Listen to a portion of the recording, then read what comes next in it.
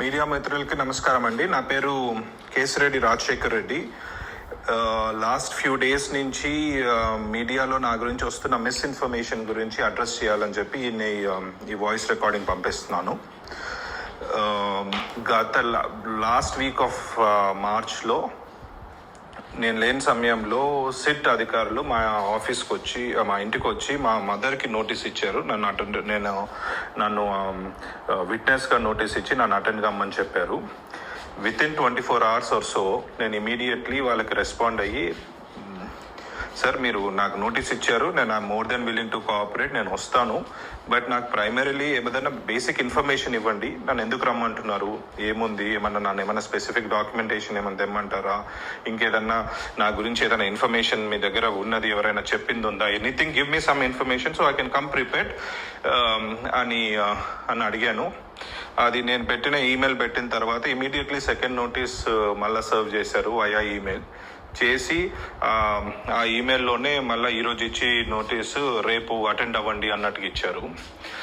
అప్పుడు I think then I started consulting my lawyers way very clearly ఏం communicate చేశారంటే, వీళ్ళు మిమ్మల్ని విట్నెస్గా నోటీస్ ఇచ్చి మిమ్మల్ని అరెస్ట్ చేయాలని చూస్తూ ఉన్నారు. So what ever it is, మీరు కోర్టులో ప్రొటెక్షన్ తీసుకొని కోర్టులో లీగల్గా మీకున్న ఆప్షన్స్ అన్ని ఎగ్జాస్ట్ చేసిన తర్వాతనే నోటీస్కి అడ్రస్ చేయడం బెటరు అని అన్నారు. సో వాళ్ళు పంపించిన నోటీస్ని ఆల్రెడీ మనం హైకోర్టులో ఛాలెంజ్ చేశాము. హైకోర్టు రీజనబుల్ టైం ఇచ్చి పిలవండి అని చెప్పింది. దాని మీద కూడా మళ్ళీ సుప్రీంకోర్టులో నడుస్తూ ఉంది. అది కాకుండా యాంటిసిపేటరీ బెయిల్ పిటిషన్ కూడా పెట్టున్నాము, where we have clearly told that I will more than willing to cooperate with the investigation. So it's just that I'm waiting to clear the get some legal clarity before I can come there and attend.